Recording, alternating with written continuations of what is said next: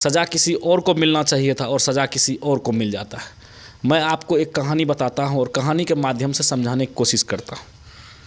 एक व्यक्ति का घर जो है नदी के किनारे था और उसके घर के आसपास में बहुत सारे नेवला आते जाते रहते थे। एक नेवला जो था बहुत ही सुंदर था, वो उसके घर के पास आता था, बार बार उसके आंगन में रहने लगता था, एकदम पालतू पशु की तरह।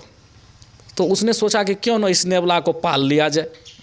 तो वो नेवला को पाल लिया, उसको खाना खिलाने लगा, रखने लगा। बहुत सुंदर से नेवला भी रहने लगा, ऐसा लगता था मानो कि वह उसका दोस्त है। एक दिन उसको किसी काम से, घर के जो सदस्य थे, घर के जो व्यक्ति थे, उनको किसी काम से घर से बाहर जाना था। तो वो पति पत्नी वहाँ घर से बाहर चल दिए। ठीक है, उसका 5 साल का बच्चा था जो कि सोया हुआ था। तो वो सोचा कि तुरंत जाना है और आ जाना है, तो बच्चे को क्यों ले जाना है। तो बच्चा को छोड़ दिया सोया हुआ और वो पति पत्नी वहाँ से कहीं बगल के ही मार्केट में चले गए मान लीजिए। तो वहाँ जब वो आया वहाँ से, तो वो देखता है, एक विचित्र घटना देखता है। नेवला का मुंह देखता है पूरा खून से सना हुआ है। तो वो पति पत्नी समझ गया कि नेवला जो है बहुत अन्याय कर दिया है। लगता है मेरा बेटा को जो कि सोया हुआ था उसको यह काट लिया है।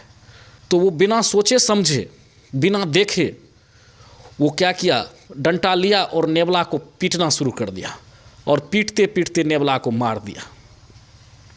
और जब नेवला को मार दिया तब वहाँ से अंदर पहुँचा और अंदर जब पहुँचता है तो देखता है कि उसका बच्चा जो है सुरक्षित एकदम चैन से सोया हुआ है और उसके बगल में ही एक बहुत ही जहरीला सांप जो कि मरा पड़ा है, जिसका गर्दन मरोड़ा गया है, काटा हुआ है उसका गर्दन।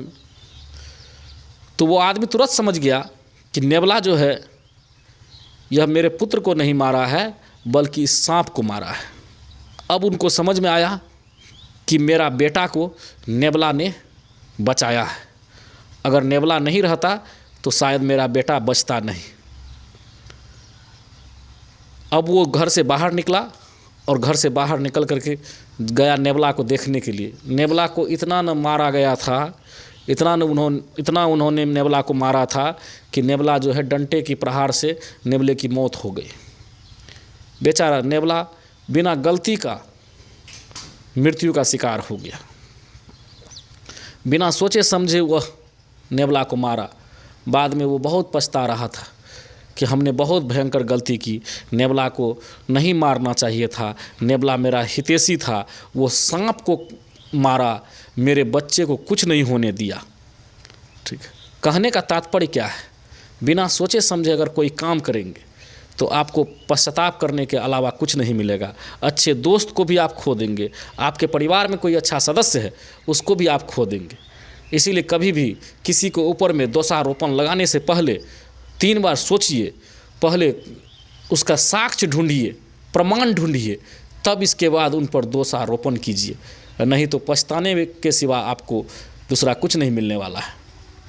ठीक है, मिलते हैं नेक्स्ट वीडियो में। हंसते रहिए, मुस्कुराते रहिए। नमस्कार।